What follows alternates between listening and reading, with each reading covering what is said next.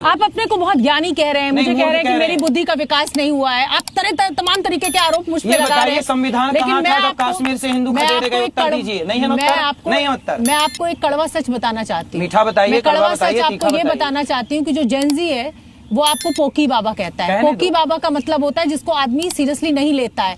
आप इंस्टाग्राम पे पोकी बाबा का मतलब होता है प्यारा, ये सीरियस नहीं लेता। ये कहाँ से ढूंढ लिया आप मीनिंग? क्यों आप मतलब प्यारा होता है, पूछिए जैन जी से। पर आपको सीरियसली नहीं लिया जाता है। कोई बात नहीं। इंस्टाग्राम पे आप जिस तरीके की रीलें अपनी खुद वायरल कराते हैं, आपको सीरियसली नहीं लिया जाता है। मत लो, बिना सीरियसली हम माताओं की सेवा से संतुष्ट हैं।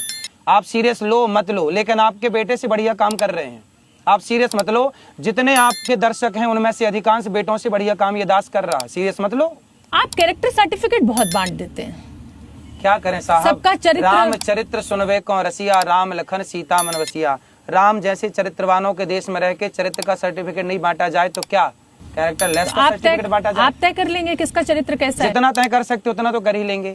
हम सबको पानी नहीं पिला सकते, पर 4 लोगों की सेवा कर पाते हैं। पर आप किसी की बेइज्जती करते हैं, बेइज्जती आप अपमान करते हैं, भाषा की निरंकुशता। अच्छा, आप लोग जो उल्टा सीधा बोलते हैं मेरे को, तब आप मेरा सम्मान करते हैं, और मैं आपको सही बात बोल दूं तो मैं आपका अपमान कर रहा हूँ। आप पाप कर रहे हैं कि नहीं ये बताइए।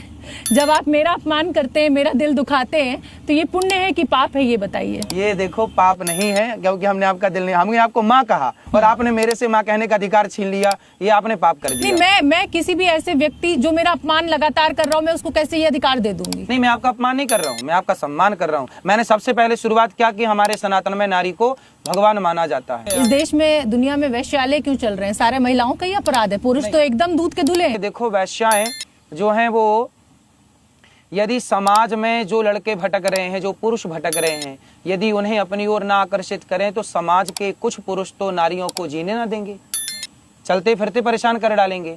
इसलिए सतयुग त्रेता द्वापर हर युग में वैश्याओं की एक परंपरा रही है। हमारे यहाँ वैश्याओं के उद्धार की बात भी लिखी है। फिर महिलाओं के कपड़ों से क्यों ऐतराज होता है अनिरुद्धाचार्य जी को? नहीं, मैं फिर अगर आपकी नजर खराब है, आपकी नीयत खराब है, तो मेरे कपड़ों में क्यों कमी खोज रहे हैं आप?